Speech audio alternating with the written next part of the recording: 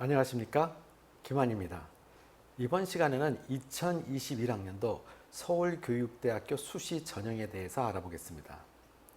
보통 서울교육대학교 일반 전형 하면은 세 가지 전형을 생각할 수 있죠.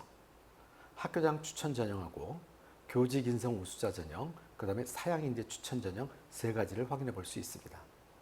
이 세 가지 전형 중에서 여러분들도 화면에서 보시는 것처럼 학교장 추천 전형이 60명, 교직 인성 우수자 전형이 100명, 사양인재 추천 전형이 30명을 선발하고 있습니다.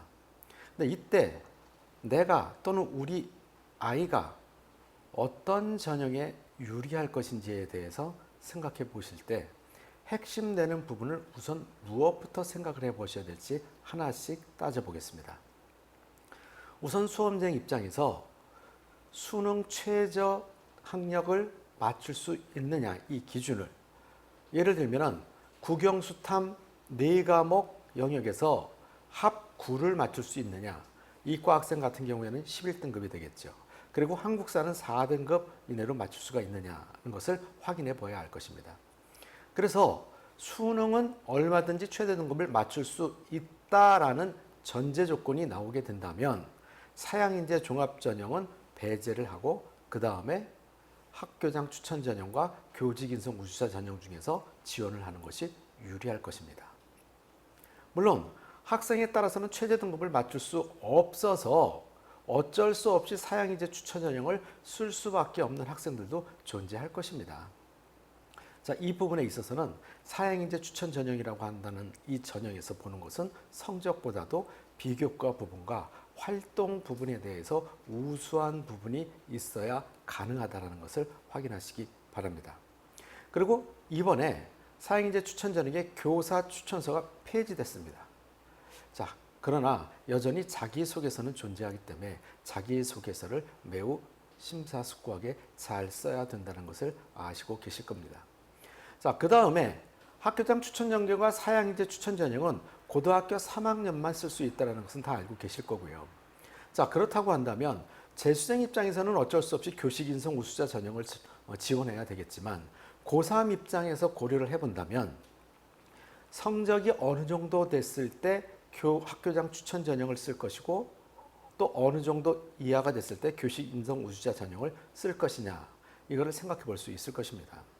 자, 그런데 일반적으로 2019학년도 때까지만 생각을 해보아도 학교장 추천 전형의 경쟁률이 2018학년도에는 2.98대 1 정도가 됐었고 2019학년도에는 2.67대 1 정도가 됐습니다. 자, 그런데 2020학년도 작년에는 1.53대 1로 경쟁률이 매우 낮았습니다.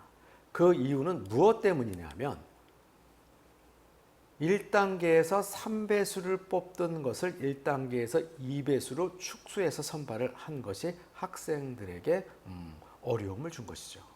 자, 그러다 보니까 3배수를 뽑을 때는 1.9나 뭐 2.67 이렇게 되던 경쟁률이 2배수를 뽑는 순간에 1.5대 정도로 낮춰지게 된 것입니다. 자, 그러다 보니까 학생들이 두려워서 지원을 많이 못한 이 경쟁률이 낮아지는 바람에 결과적으로는 작년 같은 경우에는 서울교육대학교 면접 전형 일자가 다른 교육대학교하고 중복되는 학교가 7군데나 있었습니다. 그리고 또 사범대학교 중에서도 고려대학교하고 면접 일정이 같았습니다. 자, 그러다 보니까 자기에게 유리한 학교로다가 면접을 빠져나갔을 거고 경쟁률도 낮고 하다 보니까 실제 성적 자체가 2018학년도, 2019학년도를 기준으로 놓고 봤을 때는 학교장 추천 전형이 1.12, 1.07이 평균 점수였었습니다. 자, 그런데 작년에는 이 점수가 낮아서 1.34가 평균 점수가 됐다는 것이죠. 이 이야기는 아웃라이어에 속하는 학생이 존재한다는 이야기입니다. 그 다음에 작년 같은 경우에 교직 인성 우수자 전형 같은 경우에는 평균 점수가 1.48대 1이고요. 사양인재 추천 전형 같은 경우는 1.23대 1입니다. 사양인재 추천 전형 같은 경우에는 성적을 거의 보지 않는다고 하는데도 뽑힌 학생들의 성적을 보면 상당히 높습니다. 자, 그 이야기는 학생들이 학교 활동을 얼마나 충실히 한 학생들이 뽑혔는지를 반증해 주는 것입니다. 자, 그리고 서울교육대학교 같은 경우에는 면접 자체가 상당히 어렵습니다.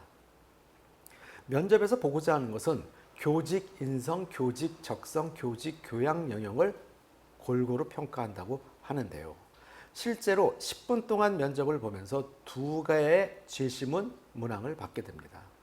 물론 교직 인적성 부분과 교직 교양 부분으로 나눠서 평가를 하게 되는데요.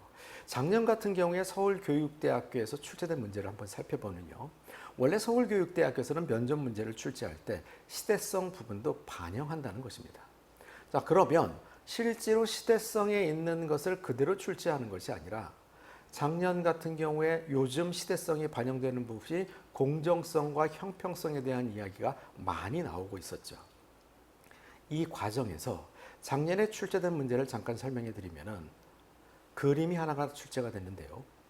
기본적으로 앞에 나무가 있고 나무 앞쪽으로다가 7종류의 동물들이 늘어서 있습니다.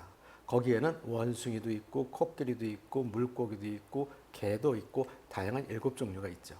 자, 그 앞에 사람이 공정한 테스트를 하기 위해서 공정한 시험을 보기 위해서 똑같은 조건의 시험을 보겠다라고 하고 모든 동물에게 지금부터 동일한 조건으로 나무에 올라가라라는 테스트를 한다라는 영어의 지문이 있었습니다. 자, 그렇다고 한다면 이것에 있어서의 공정성이 맞는 것인지, 이것이 공정성에 대한 것만이 아니라 이 부분은 무엇과 연관시키는 거냐면 다윈주의하고 연결이 될 수 있죠. 자, 다윈이라는 과학자들은 다 알고 계시죠?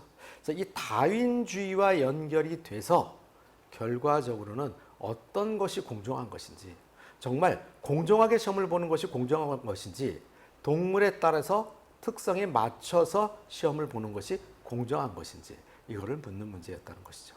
자, 이렇게 서울교육대학교 문제 같은 경우는 시대성 부분도 어느 정도 반영하면서 또 다른 이론과 엮어서 본인의 생각을 이야기할 수 있는 문제들이 출제된다는 것입니다.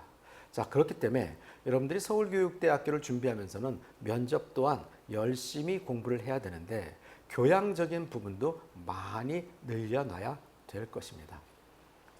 자, 그리고 특히 올해 같은 경우에는 서울교육대학교 면접 전형일이 12월 12일과 12월 13일입니다. 자, 이틀에 걸쳐서 면접을 보게 되는데 물론 12월 13일에는 사행제 추천 전형 면접이죠. 자, 그러다 보니까 학생들이 과거에는 면접 날짜가 중복되지 않는 사행제 추천 전형을 많이 쓰는 경우들이 있었습니다. 면접 날짜를 피하려고. 자, 근데 올해 같은 경우에는 그렇게 많이 중복되지는 않고요.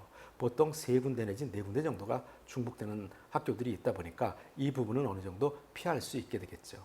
그리고 학생들이 가장 많이 선호하는 서울교육대학교와 경인교육대학교 면접 일자가 다르다는 것이 학생들이 분산될 수 있는 이유라고 볼 수 있습니다. 아무쪼록 여러분들이 열심히 준비하셔서 좋은 결과가 있으시기 바랍니다. 그리고 마지막으로 좀 더 자세한 정보나 또는 상담이 필요하신 분들은 김한 컨설팅 설명회 또는 교대 입시 연구소로 직접 연락을 주셔서 질문을 하시면 상세하게 답변 드리겠습니다. 여러분 감사합니다.